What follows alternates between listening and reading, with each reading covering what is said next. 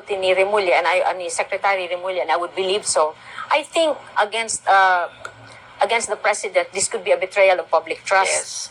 Because he gave up the sovereignty of the Philippines to the ICC when his stand before was dili wala gyud jurisdiction ng ICC. Second, but because he has parliamentary immunity as of now, he can be impeached. But unfortunately, and this is a fact of politics, karon it's the House of Congress is being held by Marcos and his cohorts, including Speaker Romualdez. So, as of now, that would be impossible. However, with respect to the others, like si Secretary Anyo, Remulla, and Teodoro, pwede ma-filean sila og kaso for kidnapping, including General Torre, kidnapping, serious illegal detention, also at the same time maybe anti-graft. Anti-graft.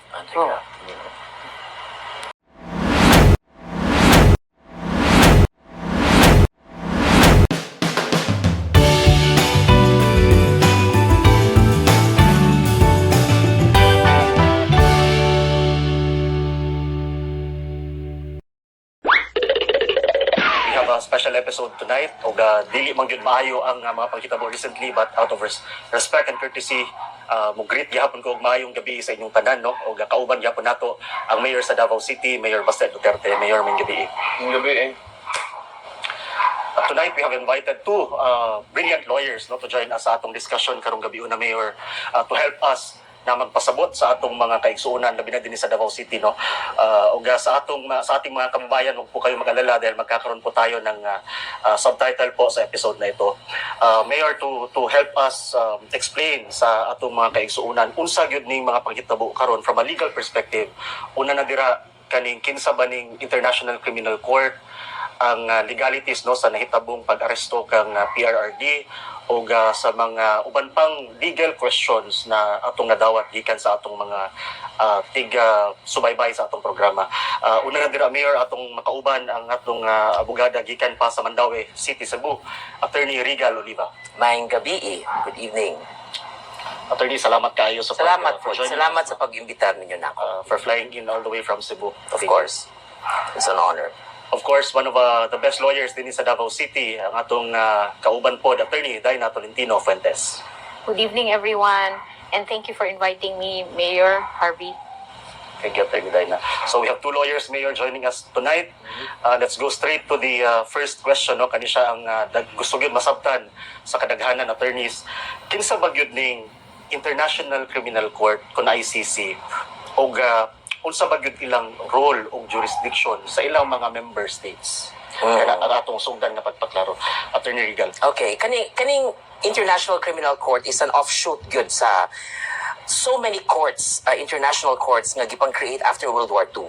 Kanimanggong after Adolf Hitler, when he had genocide among all the Jews, no, gipapatay niya tanan, murag wa gyud isa ka korte nga atong sang-atanan sa mga kaso nga ingunani. But it was only in 1998 when the Rome Statute was formulated, and it was only then nga 2001 nga kuan siya sa mga supported by 60 and ratified by 60 states. But the Philippines was only a member of the ICC on November 1, 2011. So, kana gyud ang International Criminal Court is to really hear only very limited cases, and these are crimes against humanity, genocide, and other aggression, war aggression. So, kana siya. Thank you, Attorney Regal. Attorney Dina, kinsa ba ang mga membro ang pwedeng mahimong membro sa ICC? Kay we all know not all countries, no, dili tanan membro ani. There are many countries, no, sa tanang continents that are members, pero notable dili miyembro ang US. Dili siya miyembro, dili po yata miyembro ang, I'm not sure if Israel is a member or not.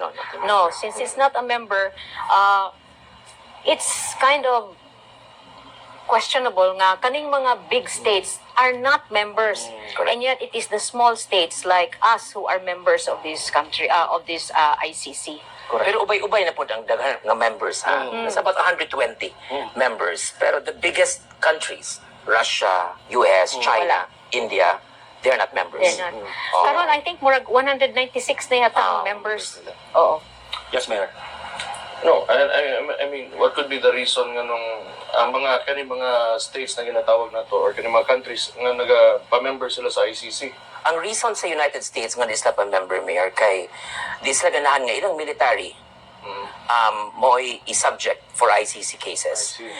And because kaning US baya are kuan gid sila, aggressive sila when it comes to war, especially if it's against the ideology of the United States of America, like anti-democratic countries. Katong gibuhat nila sa Afghanistan, etc. So they could be subject for ICC.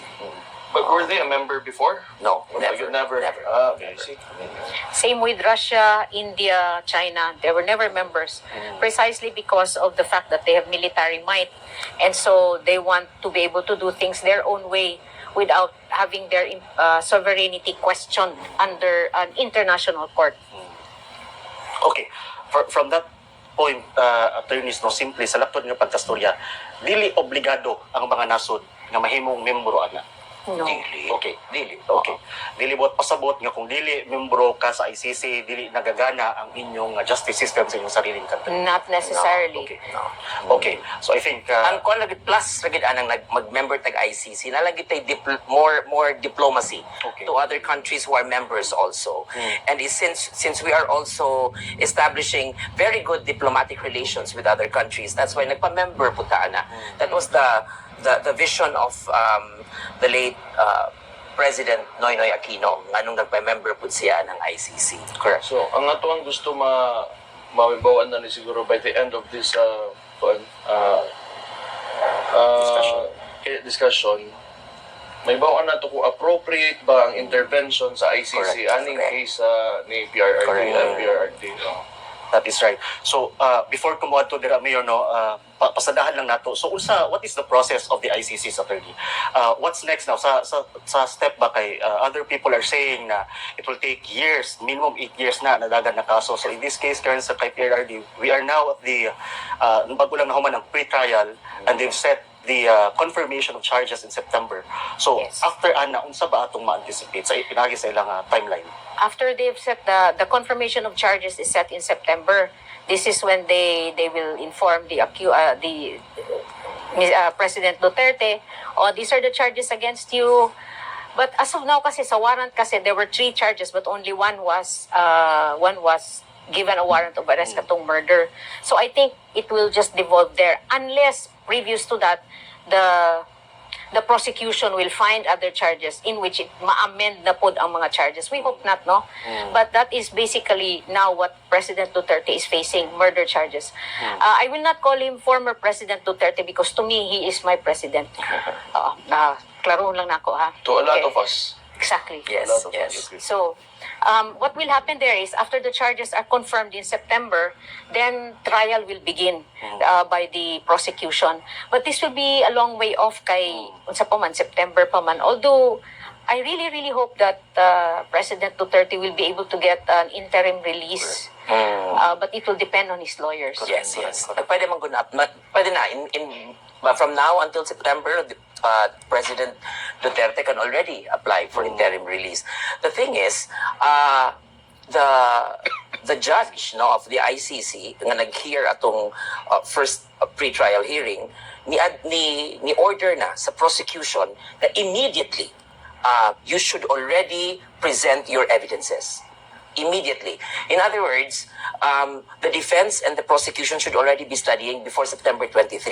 Kaya kung September 23, the prosecution cannot present a substantial case that will move to the trial, then automatically by September 23, the case will be dismissed. Okay. So there are two ways na may tabo in September. It's either the trial will proceed or the case will be dismissed altogether, Yes. depending on the kaning evidences Correct. nga mag-gather sa prosecution. Tama? Yes. Okay, that's clear. We will discuss further kaning sa remedies and sa legalities, attorneys and mayor, no? But for now, dirita sa membership sa Philippines. Because now, it is a fact that the Philippines dili na ta membro sa ICC. So kanus abata nagpa-member ani o kanus ata ni kalas. And sa atong pag-withdraw, what is now our obligation ba gyud kung naaman sa ICC? Attorney Dana. I think we became a member in 2011 because that is when the court was able to acquire, because that is what the court is saying, that the jurisdiction over the case has happened. November 2011 up to 2019 when we withdrew, when the withdrawal of the Philippines from the Rome Statute became effective. So, these are the times that they are saying that the crimes are committed, which is why dito lang yun, no more beyond November, beyond 2019. Okay. So, but then we withdrew in 2019. So, supposedly, dili na ta under sa Rome Statute. Okay. The ICC no longer has jurisdiction over us. Thank you, Attorney. Yeah, Attorney Rivera, so what does that mean now? I would agree. In 2011, when President Duterte was still the mayor, 2011 to 2016, and until he became president, 2016 to 2019. That's really the gist of the warrant of arrest. More na iyang kaso. It is crimes against humanity. I really do not know unsaon nila pag-present aning crimes against humanity. Kay indiscriminate ba ang killing supposedly sa crimes against humanity. And during the time of from 2016 to 2019, and maybe even wakay ko'y knowledge what happened in Davao, but 2011 to 2016, but what we have seen around the Philippines was that si President Duterte naghimog so many rehabilitation centers for drug addicts. In other words, daily indiscriminate ang killing. So asa may naka-crime against humanity, ani? Di ba? According to what they're saying is there are about 19 plus 24, gamay 43 cases, 43 individuals who are supposed to be the victims. But the claim, therefore, that it is 30,000, I think is a bit too much, because now they're saying that they just filed the other people here in the Philippines are saying it's just a representative sampling of the cases. Yes, and that is not supported also by evidences. Yes. Oh. Unlike ang Vladimir Putin, he is also facing a warrant of arrest, but millions of people died in Ukraine because of his attack. So, kana siya, that can be crimes against humanity. But I really don't understand asa dapita ang crimes against humanity and murder also. Yes. Murder should be premeditated. There should be motive. Where is premeditation here? Di ba? Premeditation, nagplano gyud unta si Digong nga mupatay aning mga tao tanan. But where's the premeditation there? Ang gisulti pag yun, he was the only one charged here, but he is not even a principal. Correct. Exactly. Ang indirectly lang siya gi-charge. So the prosecution will have to prove that, one, the crimes were committed; two, there were victims; three, some people killed these persons; and four, that President Duterte was the one who ordered the killings. Now, I do not really know how they're going to do that. Tanaw na ko, ang narrative manggod, nag-build up si narrative towards EJK ba? Well, in fact, police operations manggid ang daghan adtong time na nilingkod ang si President Duterte. So karon gina-push nilang EJK na narrative nga like wala ito indiscriminate killing lang sa mga tao nga sa baana. Kaya para mo nang musulti sila karon nga nay crime against humanity. Well, but it's ironic because the present conflict between Palestine and Israel in Gaza, there have been many more killed there, and yet Exactly. But Netanyahu also is facing a warrant of arrest from the ICC. Yes, but he has not been arrested. Exactly, because Israel is also not a member of the Exactly. ICC. And dina ang ato ang, the core of this problem, the core of this controversy is that why was President Duterte submitted to an international court even when we are not in the jurisdiction of that court? Exactly. Oh, so... And in spite of the denials of the present administration saying that they will not cooperate with the ICC. In fact, if I remember, it's now circulating online the interview of Secretary, Remulla. Department of Justice Secretary Remulla, saying that no, if the Philippines will not comply with that because they have to follow the processes here in the Philippines, which again did not happen, which is why I think people are calling it kidnapping or extraordinary rendition. Okay, attorney, now let's go to the discussion diri karon sa pag-aresto ng PRRD. Now, we have established the fact the Philippines withdrew from the ICC 2019, and as we speak, 2025, karong mga panahon na when the arrest was conducted, no? Dili nata membro sa ICC. That is a fact na kailangan nato masabtan.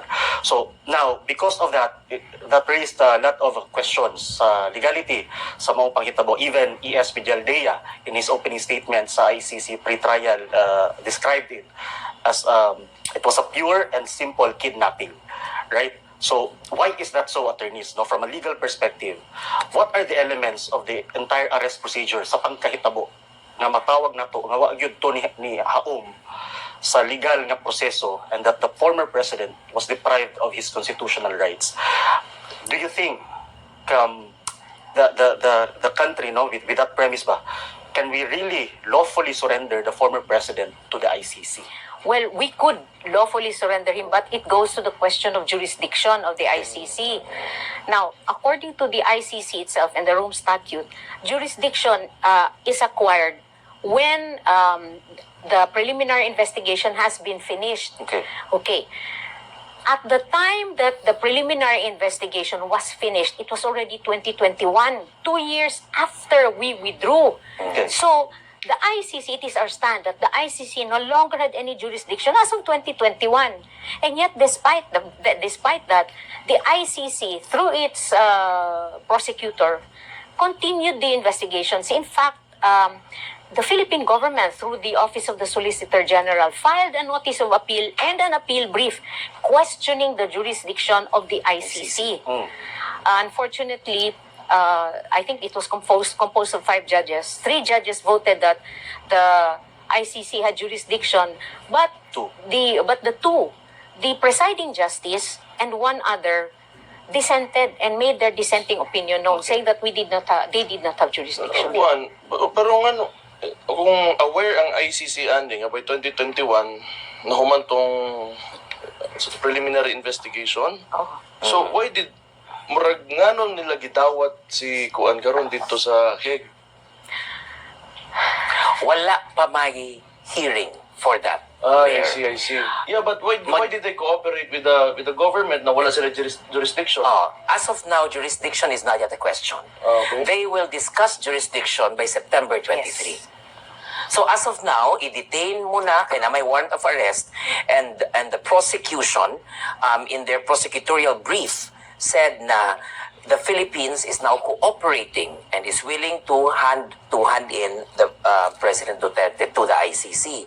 And so, once gani, although dili obligated ang Philippines nga mo submit ni Duterte ngadto sa ICC, pero once gani maka-acquire og jurisdiction ang ICC niya, then they will have to hear him because of the cases from 2011 to 2019.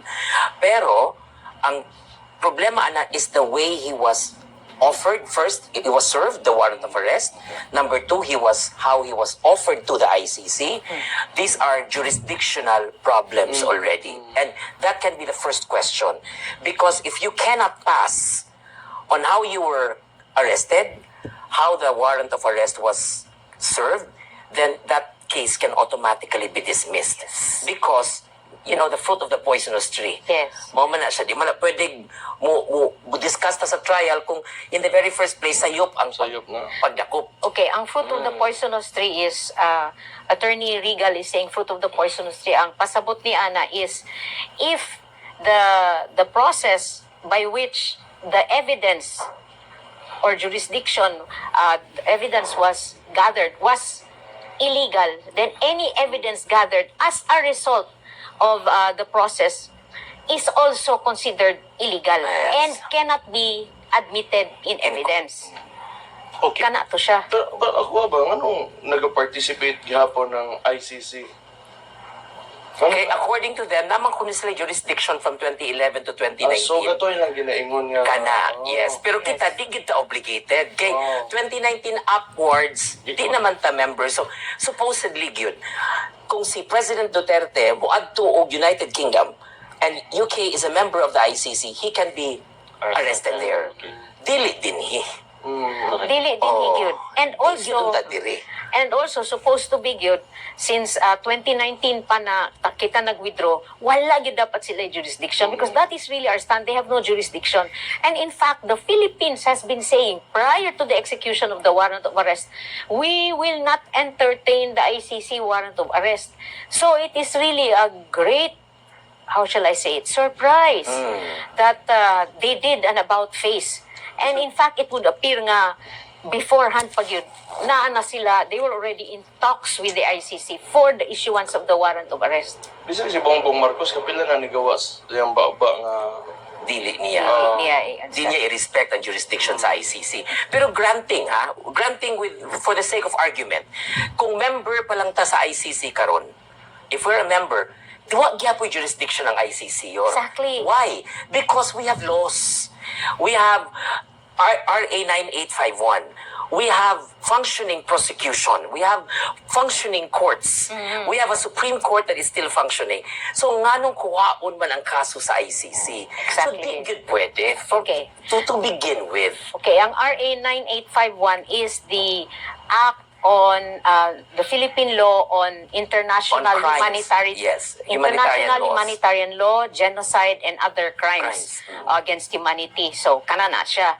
So even under RA 9851, there already a provision saying na dili pwede ihatag ang jurisdiction kay dirisa.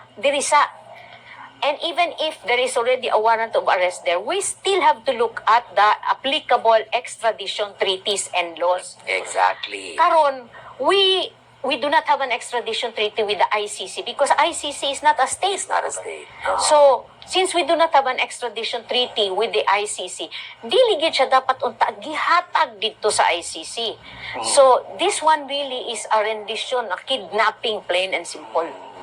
so technically kidnapping yun siya. Kidnapping without ransom. Tinuda. Tinuda. Yeah. Gikuha ba ya siya ha? Forcefully. Gisakay eroplano and the airplane is even private and then spent by the government. So this is, kidnapping made State-sanctioned and hosted kidnapping. by the government. Yes. Kay ang nagbayad ba ni Ani daw, according to Office of the Niangkon President. sila. Niangkon sila. ni DILG Secretary Remulla, it was the Office of the President. So, where did the money come from? It came from our taxes. Correct. Tama ka, Director, not to mention ba the other blatant violations dito during the arrest, no? For example, katong PRD was deprived his right to counsel. Karon man to sa video, no? This Yes. is not as if water na to, but there was a video circulating nga FPRRD was asking for VP Sara as his legal counsel, but wala gipasulod. And let me just clarify on that one, ha?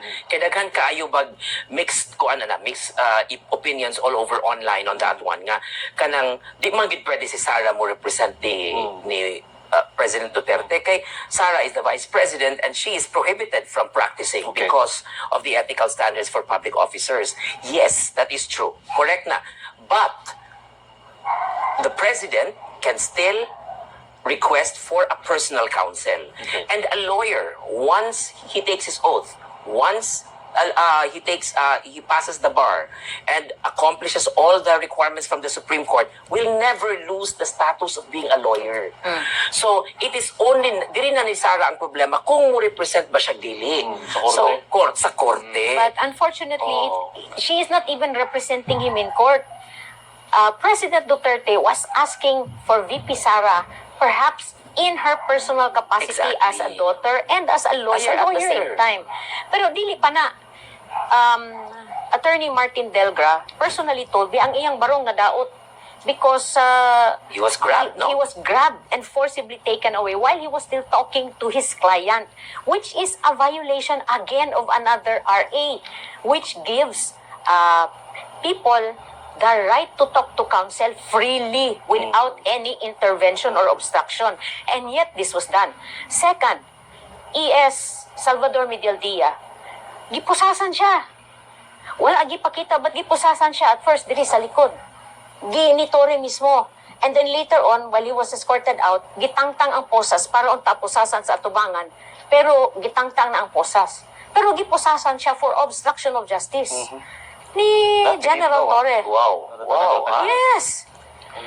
I do not know if you know that, but that is what happened. But I think for most Filipinos now, no, across the globe who is questioning the entire process would makasabot yun sa kaning atong ginahisgutan karon after nino. And lagi, what is clear based on this discussion is, number one, hindi miyembro ang Pilipinas sa ICC. Yes. Which means hindi dapat isinuko si PRRD Yes. sa ICC. That is established, yes. That established. So, kaya nga itong lahat ng mga katanungan lumabas, no, surrounding the arrest. So balikan ko lang ito nga yung stand nga ng gobyerno in many occasions. Even the president himself said that he will not cooperate, and immediately after the former president was flown, no, outside the Philippines, nag press con siya, and he said that hindi naman the country, pinanindigan lang natin yung commitment natin sa Interpol, hindi sa ICC warrant. Yun yung kanyang sinabi, that the government assisted the arrest. Reasoning niya. Kaya nag-participate sila, di ba? Because of the Interpol. Now, quickly lang, attorneys, para ma-educate ng ating mga kababayan, sino ba si Interpol at ano ba ang jurisdiction nila sa mga countries including the Philippines? At ano ang obligasyon natin sa Interpol? Okay, Interpol is a transnational organization which is simply lahat ng mga police or law enforcement agencies all over the world. It has member agencies na they come together, they have a common pool so that in case of criminals in other jurisdictions outside the jurisdiction of a member country, they can access the database of other police jurisdictions. And that is just simply what Interpol is. But Interpol cannot enforce a warrant of arrest. Okay. It has a red notice. What is a red notice? It is only advisory to the members of the Interpol saying na, hey, can you please arrest this person? Okay. But they cannot say, we will arrest this person. Now, in the Philippines, Interpol is represented by the Philippine Center for Transnational Crime. Kaya, a representative was there when President Duterte was kidnapped. But he was not the one talking. Nasa background lang siya. It was General Torre talking. So, dapat dili unta si General Torre if Interpol indeed had jurisdiction and had the capacity to arrest President Duterte, but it does not. So, ang ginasulti sa Philippine government that they were only complying with the warrant of arrest issued by or the red notice issued by the Interpol. Kana dili gina tinuod. Kani I really printed this. Okay, nakabutang diri sa Interpol mismo. A red notice is a request to law enforcement worldwide to locate and provisionally arrest a person pending extradition, surrender, or similar legal action. A red notice is not an international arrest warrant. Klaruhan lang na. Yes, exactly. So, pending extradition. In other words, kung naagani warrant of arrest ang ICC, the Interpol would mandate nga kanang arrest warrant nga inyong issue iadto pa na sa court din Local court. Because kung mo extradite ta og tao, criminal, muadto man sa ta sa court. We will have to go to the local court first, and then say the local court will determine if that warrant of arrest is accurate. Okay. Or valid. Or valid na siya, or legal ba na, or regular. Now, wala na gibuhat pag-aresto nila ni PRRD. No, I refuse to use the word arrest. Pag-kidnap. Pagkuha nila kang PRRD. Dito na itabang kidnap. Yes. Because normally what happens is if there is a red notice and there is a warrant of arrest by the ICC, unta, the process should have been i-adto diri sa atong regular court, sa atong RTC, Regional Trial Courts. And the Regional Trial Courts will determine if the warrant is valid, and then only after it has rendered a decision that the warrant is valid, namusulti sila, okay, you can arrest him now, you can bring him there. if there is an extradition treaty, but there is no extradition Wala. treaty. Case in point lang, ani, hanga na yung extradition treaty. The Philippines and East Timor. Natay extradition treaty nila. Mao na atong ko anon si Congressman Teves. But the extradition treaty nga ato ang warrant of arrest gihear pa sa court sa East Timor karon. Until now wala pa nakuha nato si Congressman Teves. Correct. Kay that is supposed to be the legal process which they did not follow. That's why extrajudicial rendition was done against PRRD. Yes. Pangutan na. What if naabot na sa korte? Naabot na sa korte kay nang nanugwan extradition. Yes. Okay.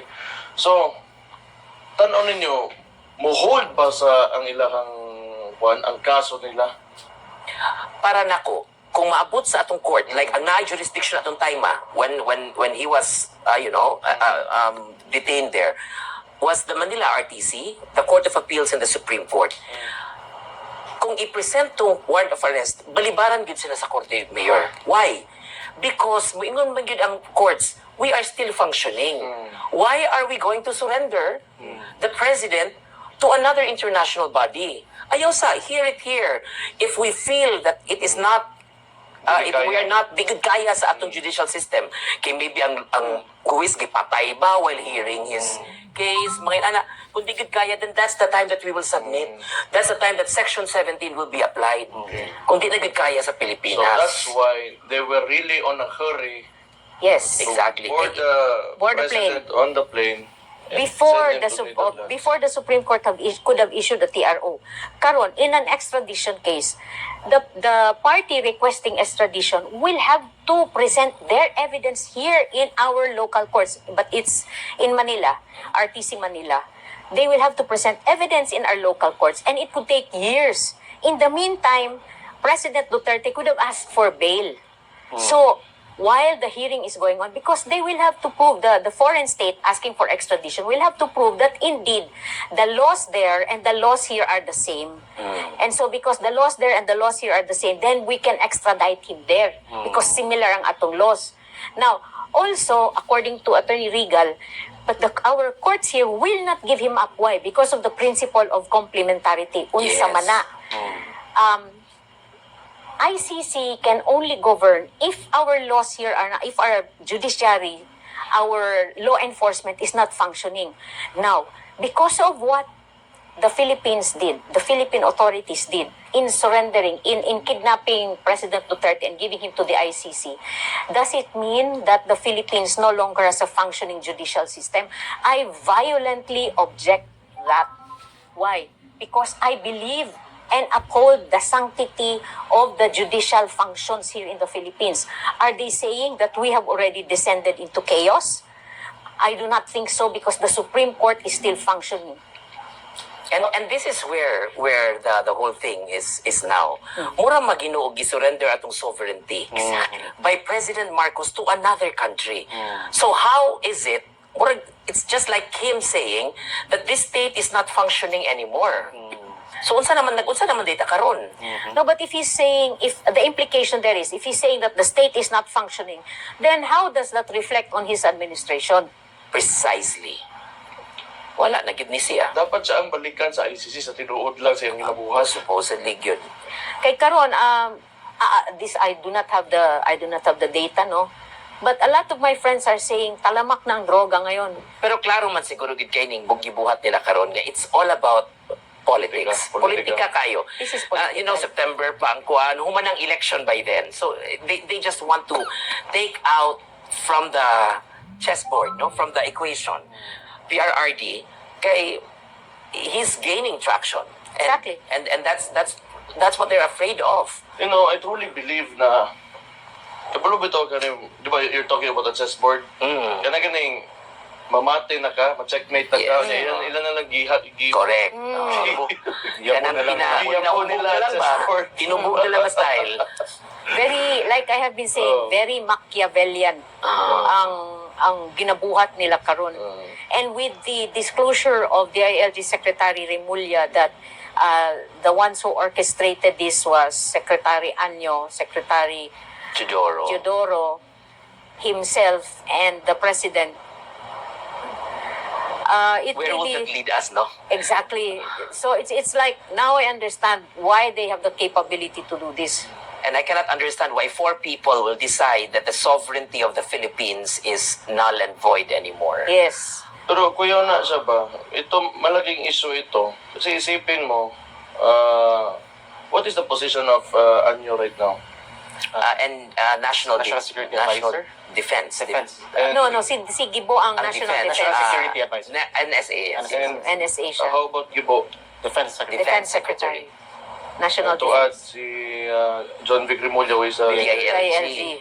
Unsa may labos and all of DILG? these individuals participated in that The core. Apparently. Yes. According Diba? to According to Secretary Remulla, they are the ones who participated, which really comes as a very great shock.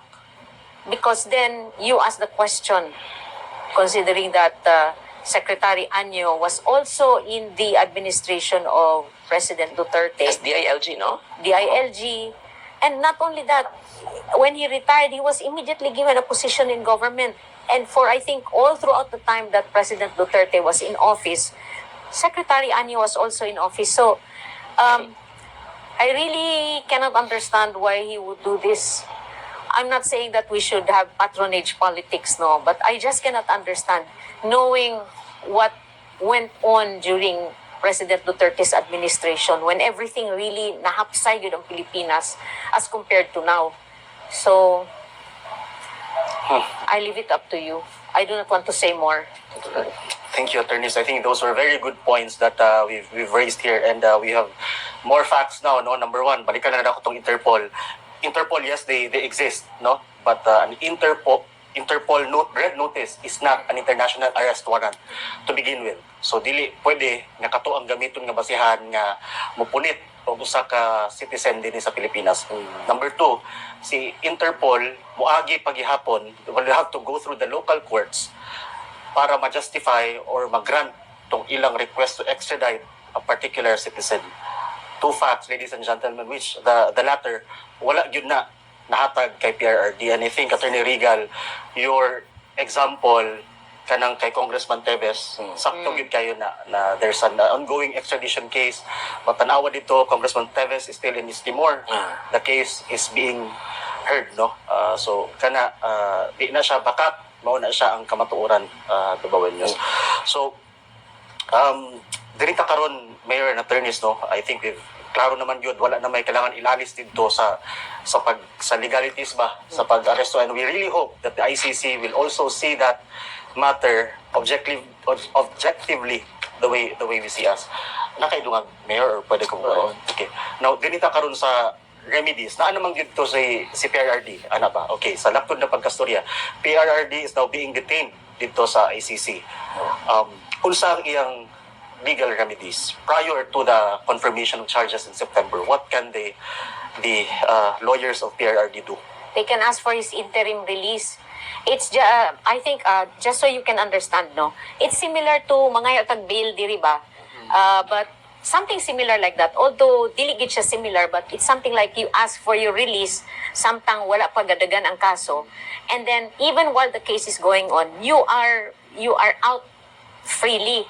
Unfortunately, basin i-oppose gid na sa prosecution if we ask for an interim release, because they might claim that one, there's a possibility that he will flee, or two, that he could effectively tamper with the evidence, maybe by scaring people. Maybe that's what they're going to say, because that's what I think they're going to I'm go.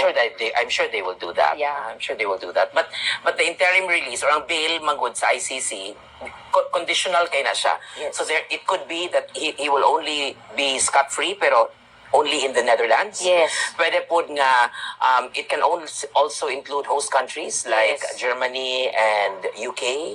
Pwede siya makasuri-suri ditong dapita. Or Norway, Or Norway ka ng mga host countries lang ang willing mukuha niya. And pwede po siyang makauli sa Philippines. He can, depending on the ICC nga unsay interim release nga conditions niya. But then, nagyod na yung mga reportorial every month ba, kailangan siya mubalik sa ICC, etc. Pero I understand that that interim release is subject to the fact that for every hearing, dapat naa siya Naagit siya. dito. But because of his age and his medical condition, di ba gigrant naman tong iyang video conferencing, perhaps they will agree to that. But like I said, I am I not don't see na flight risk man si I don't think PRRD. so. At his age, at his age, I don't see that he will be running around and, magtago-tago pa siya. And he has always said that he is willing to face. Exactly. And the fact that he went, nisakay pa gina sa aeroplano, I don't see, he willingly went there. And I don't think he willingly went there. Kay giprotestahan man gid niya. But you see, he had no more choice. Correct. One, Exactly. because of the overwhelming police force then. And second, the fact that he was alone. Duha ra gud sila ni Executive Secretary Medialdea. I do not think they would have been able to get a guerrilla force, Dili man sila Rambo. No, so they had to really go. But he was protesting it all the way. But I do not think he is a flight risk at his age. And he even said that you can kill me first. Those words coming out from PRRD, it hurts. Sakit. Lagi. Attorney, tama lagi guys. Gusto na ko po nito yung storya na during the pre-trial, he appeared via video conference. And that's why many of the netizens said nga, pwede man di ay mag-video call. Punta, may pagwa na lang to gilupad. Dali na lang ba, no? Sa kana lang nga storya ba. So, here sa international scene, attorneys, maura to ang pwede na to buhaton for now, the application for the interim release. Well, we do not want to know what other extra legal remedies the other persons are doing. No, I cannot speculate on that. But the legal remedies as of now is that. Correct. But at the same time, we have already filed, like I said, petitions for. There are 2 petitions for habeas corpus. I had the honor to file one for a very handsome mayor. Karon lagi ko kakita sa iya under the light, no? Guwapo gid ikayo siya, no? Okay, that's an aside ha. Okay. So, I had the privilege to file one for Mayor Duterte, Baste. And we are hoping that even if President Duterte is already within the jurisdiction of the ICC, there are still remedies available to us here. Yeah. Although, right now, let me just update you. Go ahead, attorney. The OSG has already filed a motion asking for its recusal. Ang recusal is for its murag inhibition ba nga dili sila mo participate because their stand is that the ICC has no jurisdiction. That is clear and I think it's already circulating online. Although to be honest, I still have not received, our office still has not received a copy of that. Second, the OSG has also made another motion asking that it be withdrawn from the case as a party kay pati sila gifailan man namo giuban man namo dito sa kaso namo. I can only speak for the case we filed. I cannot speak for the cases filed by the very able ex-presidential spokesperson Salvador Panelo and the case filed by Dean Israelito Torion. So as of now, kana gyud. And just this evening, I was able to receive a compliance from consolidated compliance from all the other respondents, including ES Bersamin and all the rest. So I still have not had the chance to look at it, but naa na sila i-file na compliance. Attorney Darna, with these 2 manifestations karon ni OSG, number 1, the manifestation for recusal, and the other one katong to be di na include sa kaso, what does this mean sa inyong habeas corpus nga petition or sa kaso in general aning panghit niya sa case ni PRRD? Well, the first thing that came to mind when I saw this was, oops, it appears that the government does not have its act together. Because, one, according to Secretary Remulla, Secretaries Anyo, Teodoro, Remulla, and the President kidnapped PRRD and brought him to the ICC. And yet now the OSG, which is also under the DOJ, is saying, no, the ICC has no jurisdiction. So it really leaves the impression of a fragmented government now. That's one. Second, the fact that the OSG has asked to be recused would show that they do not want to take part here as the lawyer of the government because sila magid ang official lawyers of government. So karon, when I looked at the compliance na gibuhat sa other respondents, it was somebody from the DOJ who, I think an undersecretary, who signed as lawyer for the respondents, which is again funny because the DOJ has under it the Office of the Solicitor General. Kaya funny ba? So it's going to be the DOJ infighting among themselves, based on what I see now. Attorneys, has this happened before na ang OSG di gusto manghilabot sa kaso sa gobyerno?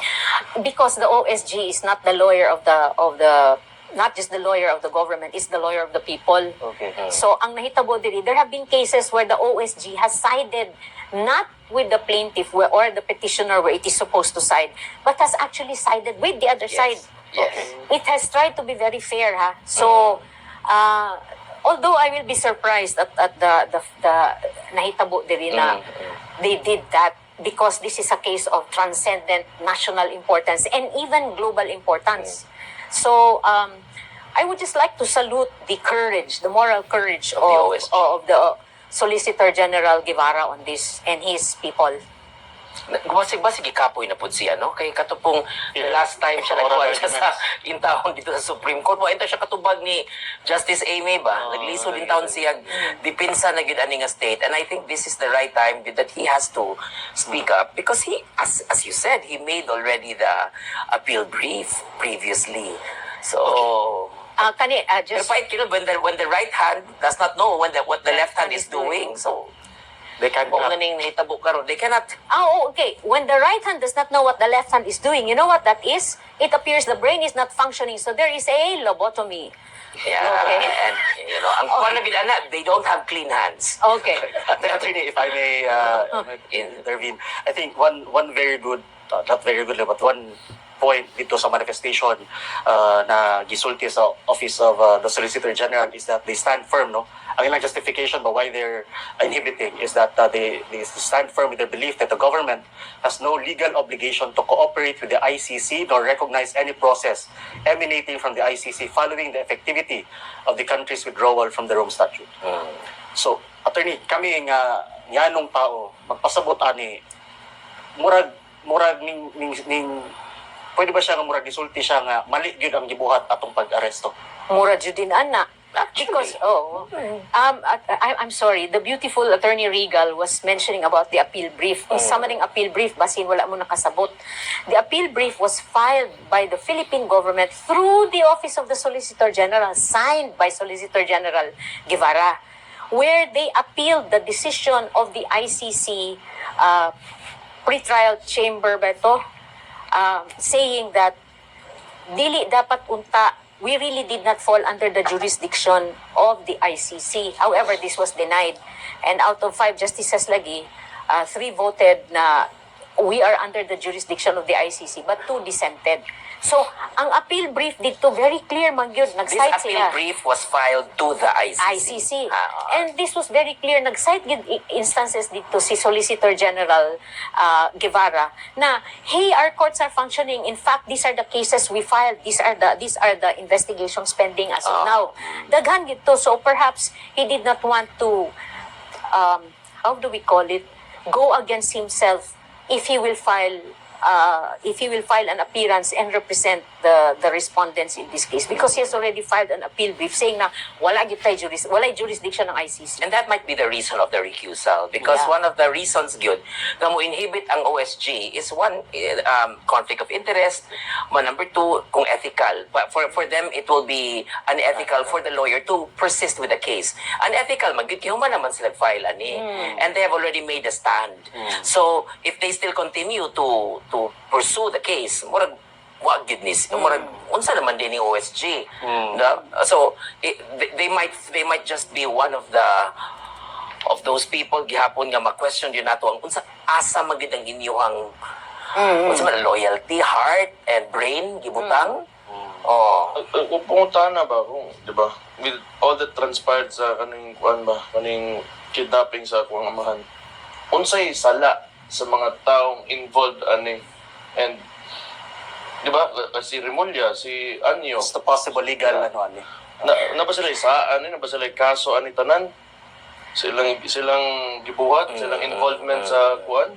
Well, Actually, if tinuod tong gisulti ni Remulla and ni Secretary Remulla, and I would believe so, I think against the president, this could be a betrayal of public trust. Yes. Because he gave up the sovereignty of the Philippines to the ICC when his stand before was dili wala gyud jurisdiction ng ICC. Second, but because he has parliamentary immunity as of now, he can be impeached. But unfortunately, and this is a fact of politics, karon it's the House of Congress is being held by Marcos and his cohorts, including Speaker Romualdez. So, as of now, that would be impossible. However, with respect to the others, like si Secretary Anyo, Remulla, and Teodoro, pwede ma-filean sila og kaso for kidnapping, including General Torre, kidnapping, serious illegal detention, also at the same time maybe anti-graft. Anti-graft. Yeah, I agree with you, Andre. At Attorney Dana, balikan lang ako since may ambak ta sa discussion ba dito sa petition na yung gi-file. Sorry, good. Okay. Kasabot lang po di ay. Mag-discuss magyapon ta itong mga kuan. Unsa ang ginasik nato sa Supreme Court sa atong gusto mahitabo. Unod atong petition. Sa habeas corpus Sa niya. habeas corpus. I can only talk about my case because I do not have the authority to talk about others, and I will not presume because they are Pending ba siya? Oo, they might be even better than me katong nag-file og lain. I can just relate factually we are asking the court unta to issue a writ of habeas corpus para i-bring nila ang body ni President Duterte before the court. And katog yun, basically that's just what we were asking, to bring him there and at the same time dili na siya pagawason. Okay. However, I do not know what the Supreme Court will do now, considering that they have asked the respondents to comply. So, let us see what the court will rule on. I refuse to think that, or even assume that I can read the minds of great legal minds of the Supreme Court justices. I will not presume. Because as of now, they have not issued the writ. Yes. Kaya kaniging writ of habeas corpus, mo gid na, meaning na bring the body. So, I think they're also in a quandary right now. Kumingon ang Supreme Court nga, bring the body here, human mag-issue lang sila writ without a power. Without, kana bang walay teeth nga writ. Kay unsaon nila pag bring the body when it's like they cannot command an international court to do what they want to, because di man po part sa Supreme Court sa ilang jurisdiction ng ICC. Correct. So mao ni problema ani, even if they will issue that writ of habeas corpus, can we implement that against the ICC and tell the ICC, you bring the body back to the Philippines because we want to see the body. I think the ICC will not submit to that too. So this is a diplomatic na siya nga issue now. This is a controversy on diplomacy between two courts, the Supreme Court and the ICC. Correct. That is actually the pinaka-common na question sa atong mga kaigsuunan, no, is that once mag-grant ng atong petition for kanang sa habeas corpus nato, masunod ba na mag-take effect ba na kana gyud ang pangutanan nila? But even if let us say the issuance of the writ of habeas corpus is moot, or as I would like to say, mute and epidemic, moot and academic, okay, still this case I think is of transcendental national importance because it is the very first time that this has happened. I think even on an international level. So really, there is actually a silver lining in what happened to President Duterte's kidnapping, because now it has been brought to the forefront, one, the actions of this present administration.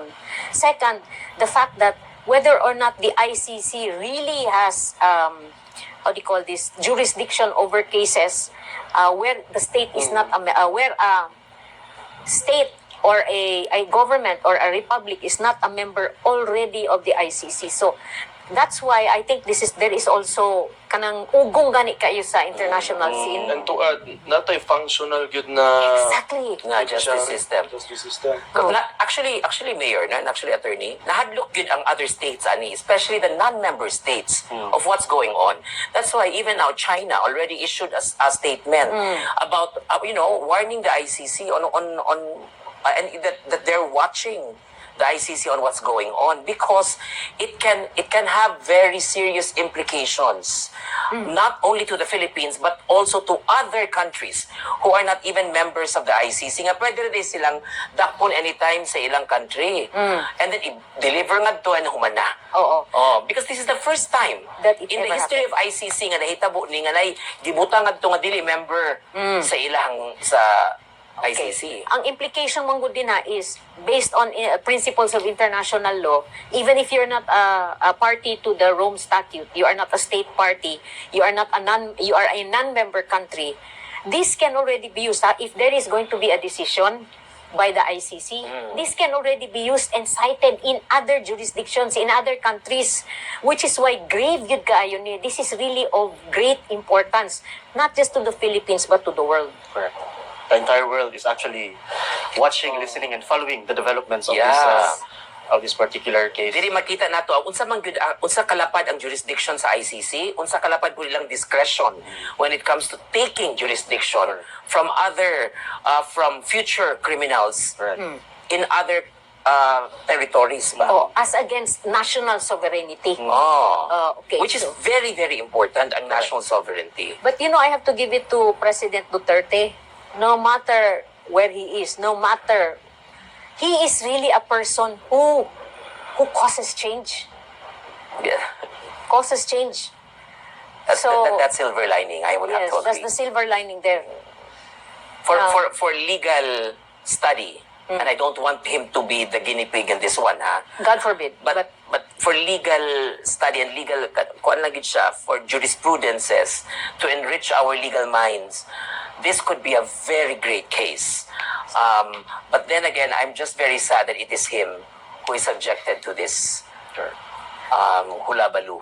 Okay, let me just tell you, I will make this confession online. I have been crying since Sunday. That's why I did not join the march.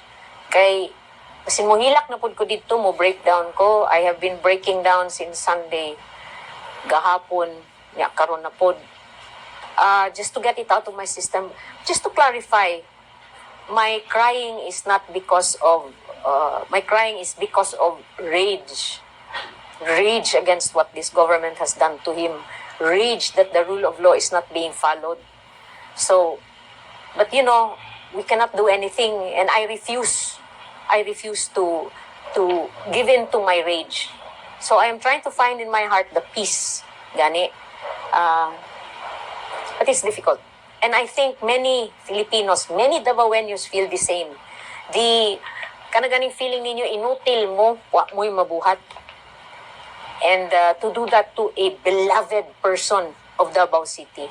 And Attorney D, Davao is not alone, ha? I have to tell you, even in our locality sa Cebu, grabe yun. Salamat. That rage we share with you. Salamat.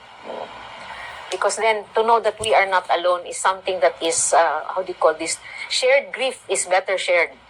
Not only because of Tatay Digong, no, but it's really the president surrendering our sovereignty to others. It's really the president, telling the world that we are a weak nation. That we cannot anymore exercise judicial functions to other people. Ingon anak ka weak atong justice system. Kana cute. As a lawyer, sakit kaayo nga mo. We've been trying to defend our laws, defend our justice system, and then mora po din mahitabo. So masuwayan gyud diri ang justice system sa Pilipinas. I hope so. No? Karon as of now, they surrendered naman nga wala may justice system. So Attorney, I would just like to refuse to clarify. one, Attorney Regal is not saying that the justice system here is inutil. What Attorney Regal is saying is that it is the administration that has surrendered and giving the appearance of weakness to the international community.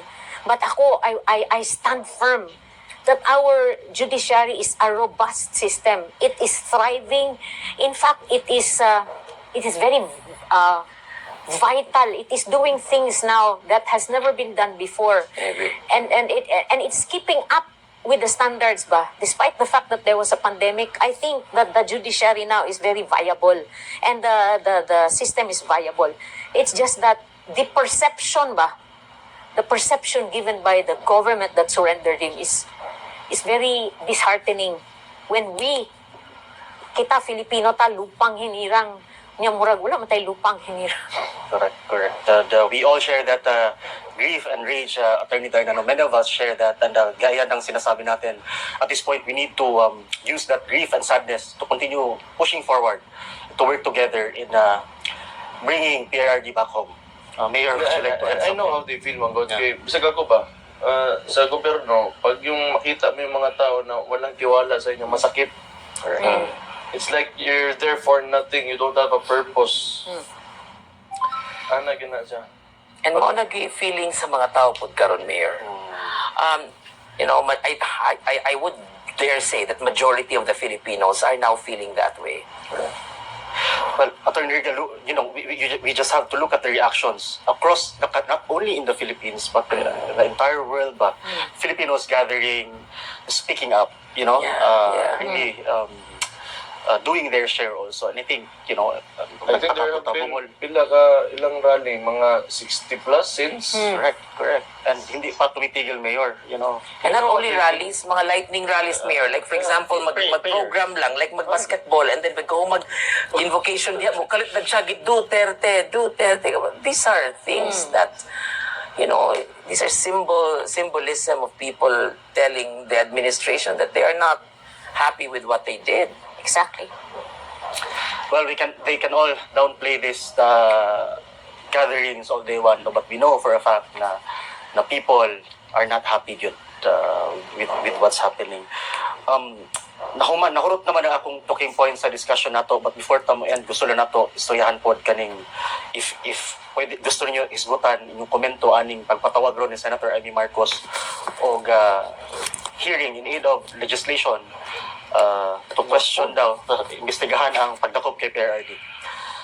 Napa ba ni siya bearing, importante pa ba niyo unsabay panahon ninyo ani attorneys? Well, sa leader mo nila di ay. I do not know. Bugar to Will that still be helpful, attorney? Legally speaking. For whatever it is worth, no? If she is able to call people and establish a hearing on that, gather evidence, we can use that man. Oh, Yeah, because what she's trying to call now is in aid of legislation. Exactly. And if there are things that weakened the laws that are existing right now, especially 9851, and we saw very well that it has this incident has weakened this law, then maybe if that investigation can strengthen the law and can put more barriers and protect our citizens, then that might be helpful. But I don't know if this is sincere. That's the question, because there is a difference between the viability of the hearings as against the sincerity Yes. of the act. no, ang magud highly political magud ang Senate magud. So it can be, like they can have their own angle, di ba? Sure. They're just to build a narrative using the Senate, especially with this woman. Correct. For all we know, basig ending ng hearing nila nga, sakto tanang proseso. Sakto si Torre, sakto si... Exactly. So, And we all know, Wala we mo through na. live ko. Yeah, that's true. but we don't know. As of now, we don't know. But ako, for whatever it is worth, if it will proceed, let us see what will happen. But I really am on the fence about this. Sa tinoon lang. Well, personally, as a Filipino na sa Dabawenyo, ang ako lang yung pangutan na attorney no, na now you're conducting this, where were you sa dihang ginapangkahitabo ang pagkuha ng PRRD? Yeah. You were all quiet. And now, seeing the reaction of the people, na natay investigasyon pinakalit. Especially considering that it is election and Well, sige campaign lang, time. no? We will tanawan nato asa dagan. I think kana manggong that's why they want to do that, because if they may seem to appear on the side of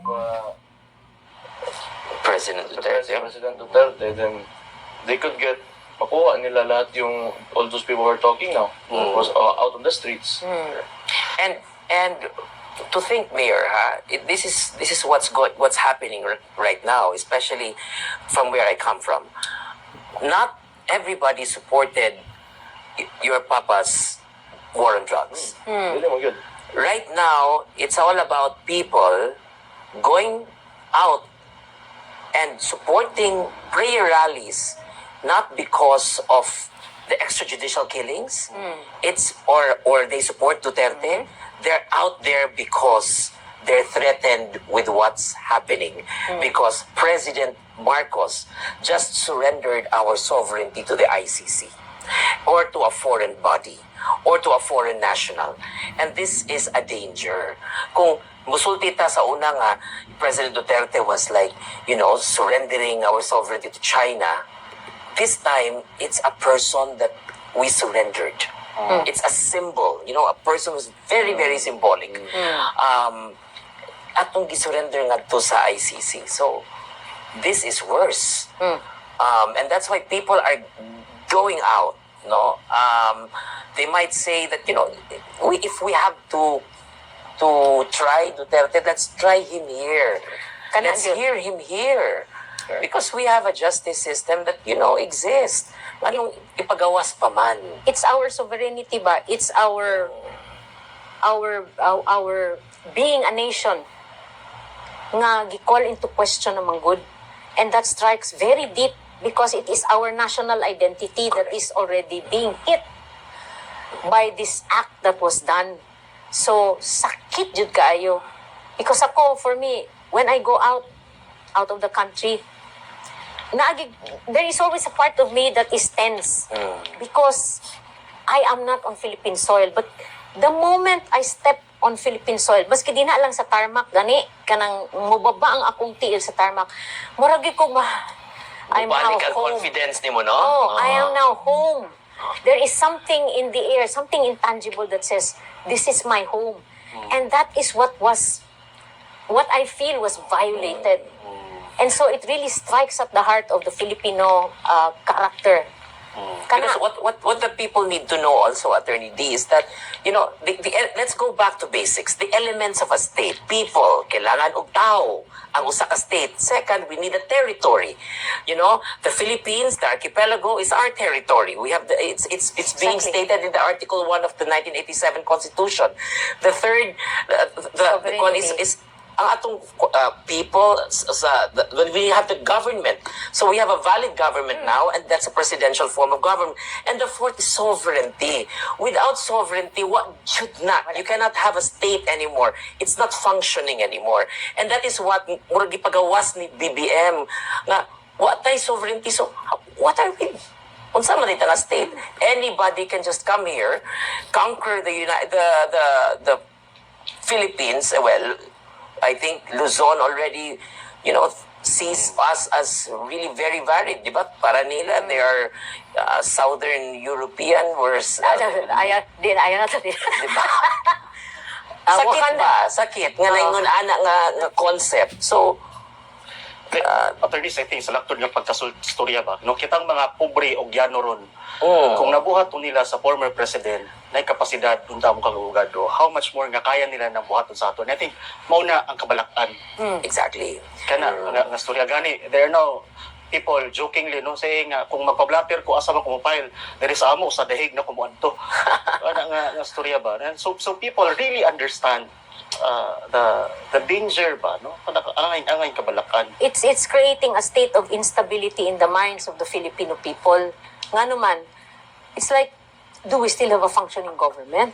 Okay, the fact na musulti sila, asa mi magpa-blatter, simple fact lang nga, blatter lang nga, that's a common crime by the common people. And the fact na mabuhat nga lagi nila to a former president who had very strong political will. So now, ang takot ng mga tao, what is next? Correct. Kailangan, kung mo na lang din kung tanang drug lords na lang sa Pilipinas, atong isan nga sa deheg na lang, if that's the case. Because it seems that the government has surrendered already their ability to prosecute, to investigate, and to hear trials. Sila maglalis. At tanan na lang ito, ihatag na lang na sa ICC. Ang kailangan small claims na lang din ni Attorney D. But then, I will not call myself a Filipino anymore. Exactly, and that's what we're losing now, the identity of being Filipino, this little pride that we have, that strength that we have, we stand up and we call ourselves Filipino, and we're losing that identity because our president is not protecting it.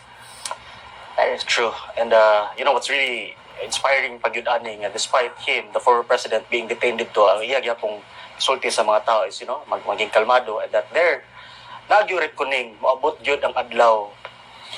Amo to, Pero, magpagitaan ang hearts. wala na ako lang, no? Kanang, ako nga tao ba, kanang, di mo ko bugado, mo ko kasabot ko, pero di na ko ma-articulate kung sakit ang ilang ginapangingon po. Tanaw na ko, tungod lang gihapon na itong GAA o bycam report lang gihapon. Morning Yes. response gid nila. Ana, If you notice before, this is the pattern that the government, that the present administration is doing. If there is something na we question, mubuhat na po sila glain Ang para divert. ma-divert ang attention. Correct. This time, because there is already a Supreme Court case on the GAA, na pa yung mga lain, gina-question on the PhilHealth. So karon, this is what they did to divert the attention of the people. But please, do not forget about that to the Filipino people out there. Please be reminded that the question is not only about how to bring back former President Duterte, but also as to our national budget, as to what is happening to our social security system, ang atong PhilHealth ba? PhilHealth. Karon, because this is the only thing na that the poor and the lowly can run to nga, mabawasan ang ilang bayad. Our malasakit centers as well. It's a Exactly. law. It's a law, ha? There's supposed to be an automatic appropriation for malasakit centers, and they did not appropriate anything.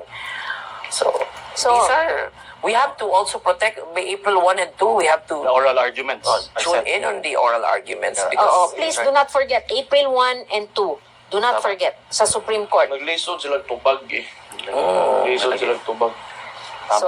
So karon, we should bring it back to that narrative because they are trying to veer it away from that narrative. So let's bring it back. Sa same gyapon atong panawagan, nasaan ang enrolled bill o gibalik ang kwarta sa PhilHealth. So di nato na kalimtan ng mga Mo nang politika issues. gini. tanan. Politika gini. Tama. Okay, so sinugdanan man god ilang gina-accuse ang ako ang igsuon nga, diya sa Congress ganang kuan nga nangawat kag kwarta. Nga karon og giingnan mo na mo asa man ning kwartahan eh. Saan man yung pera na sinasabi niyo, may ginawa kami pera, yung kapatid ko may ginawa na pera. Itong pera na ito nasaan? Tapos ngayon di nila masagot. So yung reaction nila, sige, ganun di kidnapin namin yung tatay mo, puta. Dala ka doon sa cake. Oh. And Mukha anong kayong- imura bang igsoon ang i-question na po yun? Nagipod. Diba sa kadaghan nakadawat og confidential funds? Kano siya raman? Tinuod lang. Ako gani, namo ko yung mga certain ako ng mga sorties pumaingon man ko nga. Kung tinuod yun kung totoo yung, if you want reform government, then it has to start with the head. Di ba? Ang chief Yes. executive. Kung gusto na ako, I want everybody to be, wala na yung confidential funds. Let's eradicate this. Wala na. It will start with me. Kung sincere gyud ka sa imuhang, with what you want to happen. Ana naman nakasimple. Confidential funds. Dili mo i-single out ng isa Correct. ka tao. Gusto nimo nga walay confidential funds because you believe na ginasayang ang kwarta sa tao, dili siya well appropriated, then you start with yourself. Kaya ikaw gud ang pinakataas. Para tanan mo sunod sa ubos nimo. And the confidential funds niya, 4 billion, ha? Kinsa? President. Marcos. Oh, yes. Naman kang VP is only 120 million. So, And there was a COA report. and everybody's questioning that. No, pero there was a COA report, di ba? Giving her the highest approval rating. So, asa to? Gani, mabitaw na nga, why would that be part of the articles of impeachment? Nga? Ginoo ko. Ay, Ayaw sa, wala pa ganun na answers ko, Kuyaw lagi. Kuyaw lagi. Pati kayo. Last year pa ko gayaw-yaw ani. Politika ra ginitanan, Mayor Baste. Mao lagi na hindi na nato matag nga unsay tinuod ug unsang proseso ilang gina-follow, and I would agree sa imong earlier statement, Mayor, no, nga at this point we need to be Lugar kapoy kay mo trabaho gobyerno ning ana imong amo sa taas. Mao lagi. Mag-appeal ka ba? Sa man eh. Kuan pagid, Mayor, ka na bang, if you're the president of the Philippines, ikaw manuntay supervisor sa tanan, mayor, gobernador, barangay captains, under bill mo tanan. Ikaw ang ehemplo. But none in his 3 years as president, wa pagid siya nakapatawag og meeting sa mga mayors, Mao ba? sa mga governors. Wala. Ira nagipasagdan. Look at governors, mayors of municipalities, barangay captains, they're being suspended left and right. Exactly. He never lifted a finger to protect them. Ako, I have not heard a single mayor being suspended during the time of President Duterte because he was protecting everybody on the ground. Unless During my father's time. Way before. Yes. Karon, Karon, ipang-suspend. ipang-suspend. Na gobernador, gisuspend na mayor. Dismiss. So that's why this is causing a lot of questions about political instability gani. There is a sense that the Philippines is in a state of flux, nga everything is very fluid. And so I think that also that was heightened when President Duterte was kidnapped. Kay everything is in flux. Ang funds can be transferred indiscriminately. GAA, PhilHealth. Ang mga mayors, even governors can be suspended for whatever reason there may be. For diba? the most minute reason. And then karon the police are not being used in accordance to how they are supposed to be used. Exactly. So all these things they come together. And when they all come together, that cherry on top yun, the straw that broke the camel's back was the Arrest. kidnapping of President Duterte. So karon that is why the people now want stability. The people are asking, where are we going? I don't Asa think ta he can padulong? give that. BBM, hindi na niya mahatag. I cannot answer that. That is only a question I am bringing out now. It's me. Wala na. Nilampas na siya. It's way beyond that already nga. Tarong pa ninyo. Thank you, Mayor and attorneys.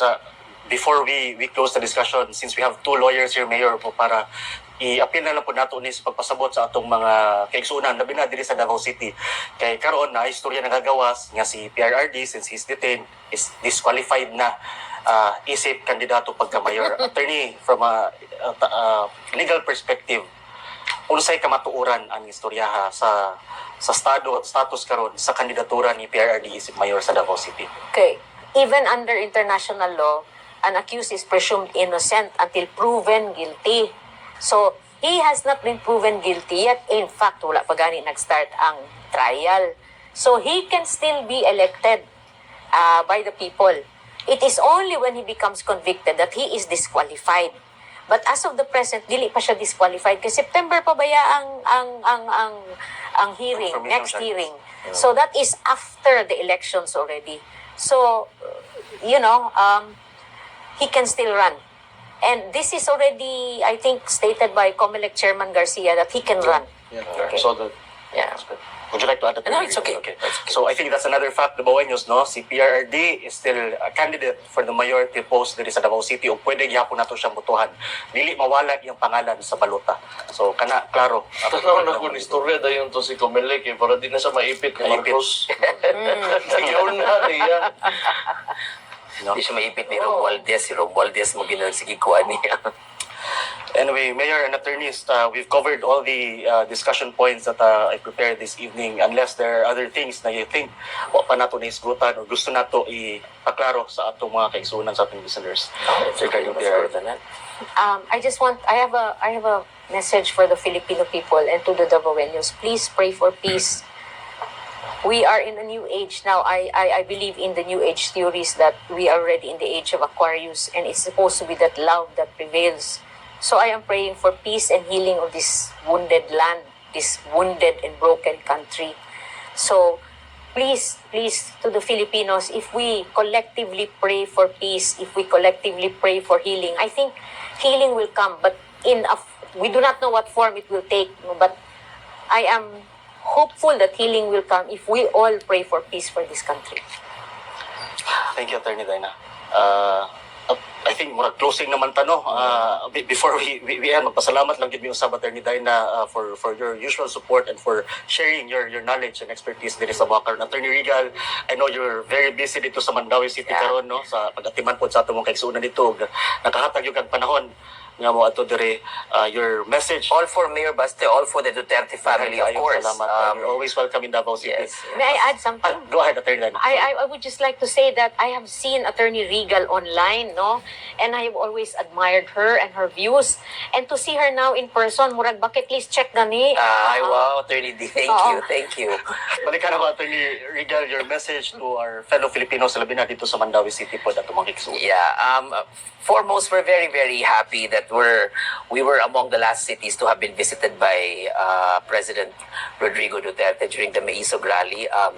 And then we were so proud, no, of him being there, and that is why Mandawi Hanons are in unison and in unity to protect whatever legacy he has left for the Filipino people. And for everybody, no, sa atong tanan din ha, nga nagtanaw, I hope nga I just pray for sobriety. But when it comes to fighting for the nation, let us not keep quiet. Let us not remain in the dark and just accept whatever fate we have, because we as a nation have been known by the whole world that we will fight for democracy, we will fight for freedom, and we will always fight for our beloved country. And that is what we are, where we are now. We need to stand up and tell the world that we are a strong nation. Thank you, Attorney Regal. No, gato pagtimbaya po sa itong kaigsuunan din ha sa Mandawi, Cebu. Mayong adlaw kaninyo. At this point, Mayor, I know yung nana kay mga nahis na storya, no?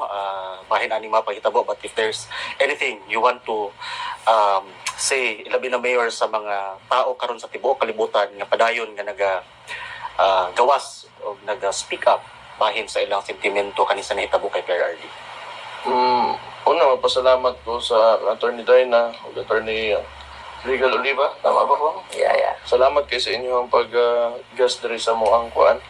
Sa mo show, sa mo podcast para ma-inform ang mga tao. Makibaw sila, makasabot sila sa sitwasyon good. Kung unsay nahitabo, no, sa kuamahan. Sa karon, gusto po ko magpasalamat sa mga tao nakapalibot nako.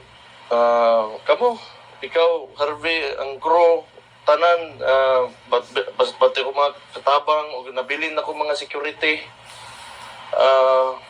Mga amigo na ko, salamat ko. Kina sila, naamo diri, nagasuporta gyapon mo sa moa. Lisod gyud kaayo sa.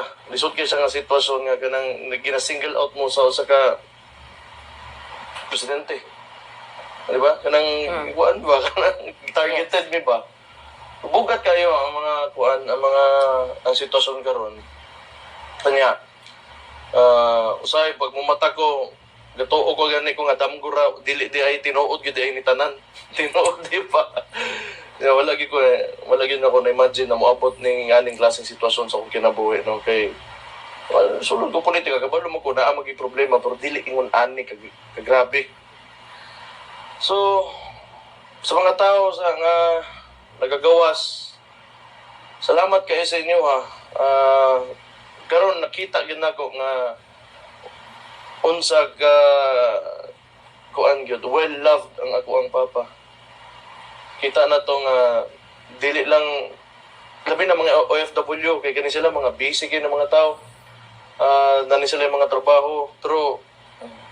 Naa sila dito, nanggawa sila, dili na ko ma-imagine gyud na ingana nga klaseng suporta sa mga tao. Wala ko nag-expect pod gyud sa tinuod lang nga mubuhato na nila para sa akong papa. So, nakita gyud nako nga well loved gyud kay akong papa.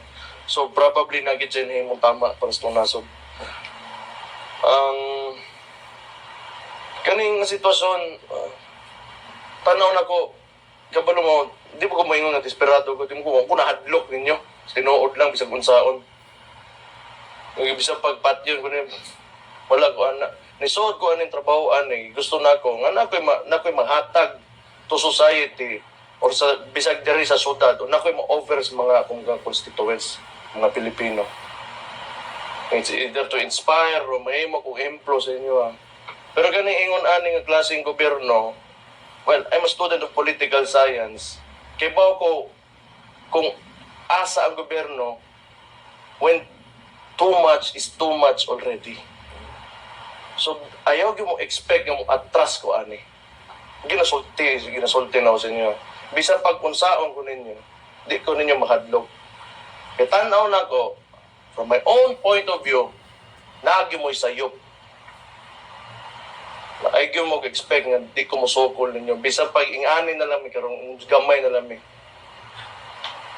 So, I'm sorry kung suko ko, Tony China wants peace and healing. Pero, di ba, this is how I feel. And, siyempre, amahan ko na. Nagibuhat na ninyo sa akong amahan. Thank you, Mayor. Thank you, Mayor. And we are with you all the way, Mayor. Daghang kayong salamat. Again, Attorney Dina, Attorney Regal, thank you very much for joining us. And sa atong mga kaigsuunang Dabawenyo, daghang kayong salamat sa pag-uban kanamo sa ato na pong isa ka episode sa Basta Dabawenyo. Sa lahat ng Pilipino at lalo na po sa mga OFWs na patuloy na tumututok at sumusuporta sa ating programa at sa bansang Pilipinas. Maraming salamat po sa inyo at naway nasa mabuti po kayong kalagayan sa mga oras na ito. Ang disiplinadong Dabawenyo mahadlukon sa Ginoo. Ang disiplinadong Dabawenyo padayong mubarog alang sa luwas ug paspas na pag-uli ni PRRD diri sa Davao City. Makinahuron, mahigugmaon ug maisog basta Dabawenyo. Ni Remulla and ni Secretary Remulla, and I would believe so. I think against the president, this could be a betrayal of public trust. Yes.